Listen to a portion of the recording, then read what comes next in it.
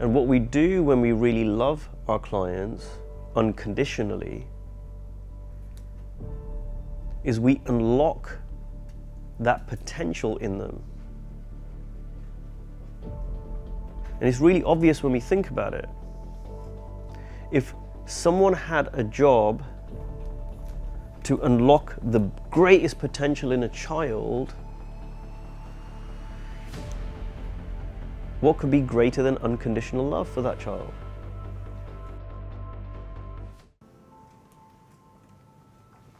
The first time I met Steve Hardison was in 2014 in London.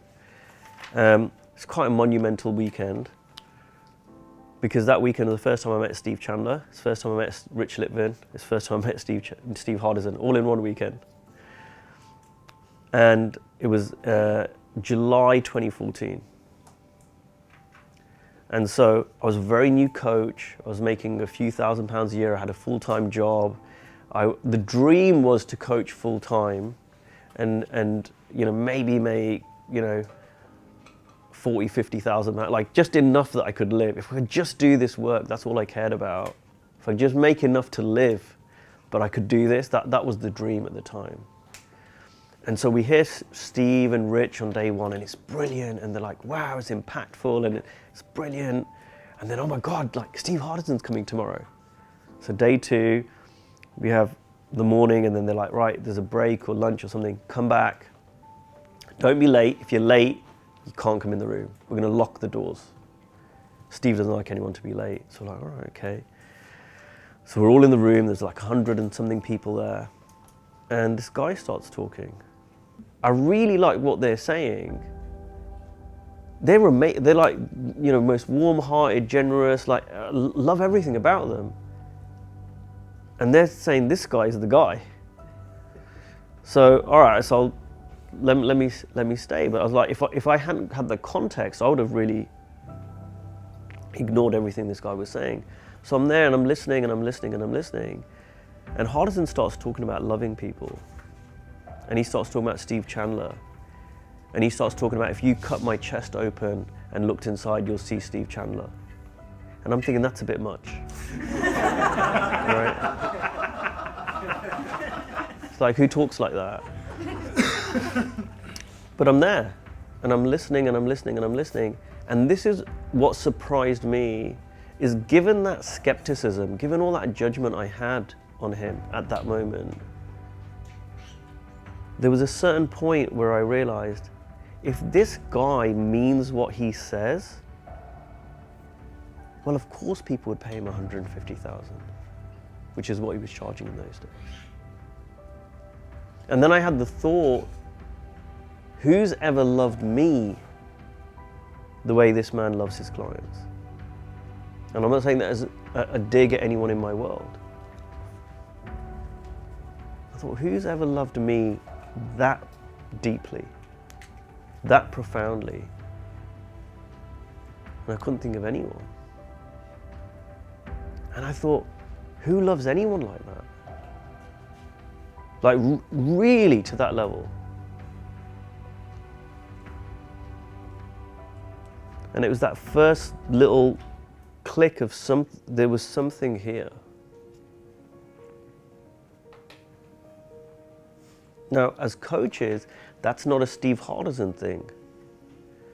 That's who we are for our clients. And it's not a how-to. This is not like a 3-step process. It can look very different given different clients, different situations, different days, given your different mood.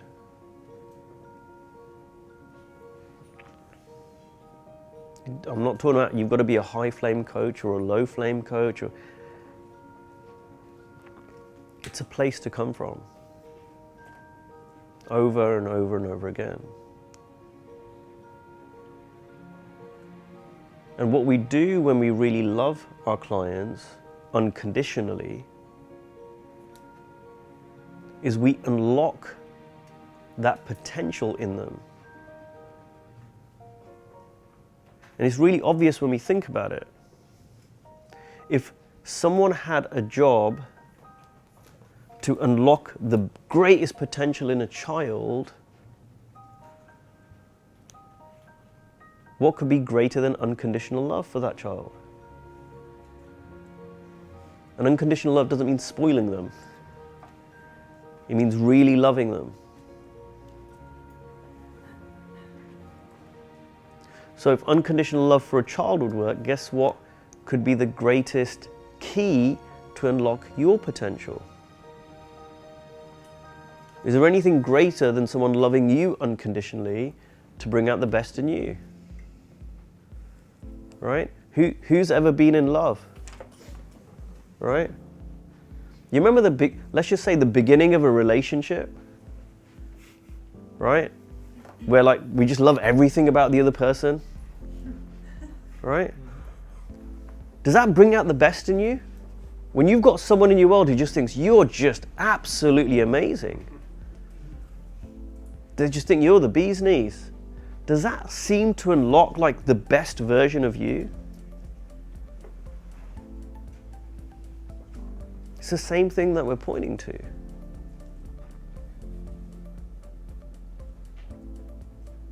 And people talk about USPs, you know, unique selling proposition. What's the thing that has you stand out? No one's doing this. And we all can.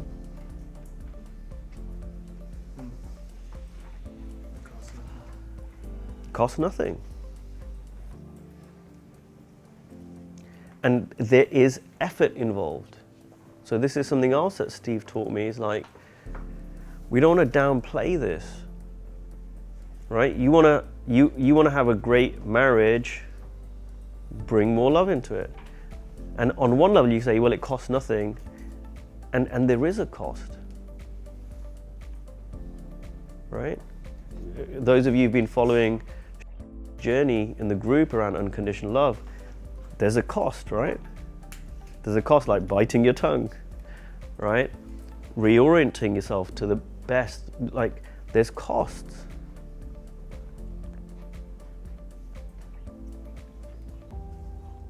Or we should say it is effort.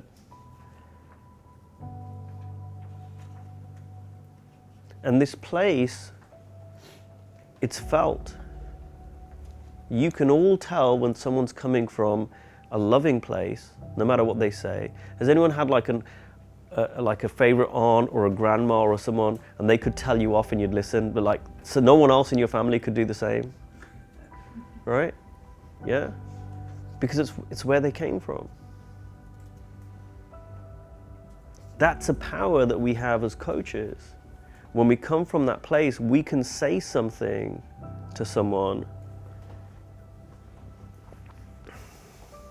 I had a client recently sign up with me. We're on the first conversation, and we're like 5-10 minutes into the conversation. Some of you have heard me say this in the laser sessions maybe. And I'm coming from love. And what I can hear from the client is like logic, right? Like, how much do you charge? Is it really worth it? What am I going to get? What are the guarantees? He's looking for a coach, and he had asked his former coach, and his former coach had recommended me. And I'm listening to the guy. And a few minutes in, I said, look, can I just pause you? And he said, yeah. I said, let me tell you what's going on with you. But it wasn't from, like, someone else could say these words and they would be so laced with judgment, it would just not land. I said, let me tell you what's going on with you. And I said, I might be wrong, I'm pretty sure I'm going to be really accurate, and you're going to be, how the hell does this guy know this? And he said, okay. And I said, you're really, really successful, and everyone thinks you're really successful, but in your heart you feel like you haven't accomplished anything. Accomplished anything. I said, you're always striving to do more because you're trying to make up for that feeling of you haven't done enough. The way that you talk to yourself is so bad that if people saw it, they'd be horrified. You've done this your whole life. And I just went on and on and on about this stuff. I could see it, partly because I've been that person.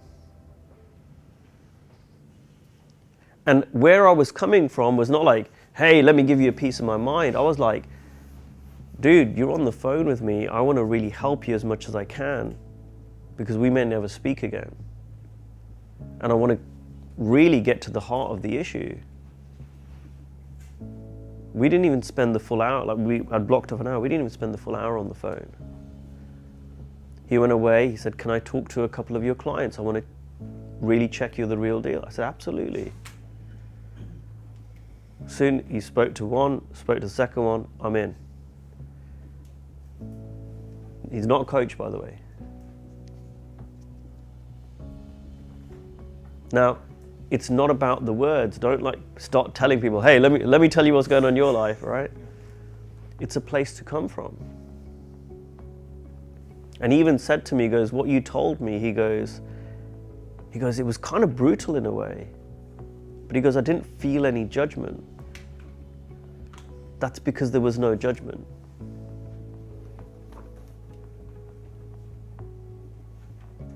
So, this whole weekend, we're going to be talking about client astonishment. This whole weekend, we're going to be talking about really helping you tip the scales, get to the tipping point.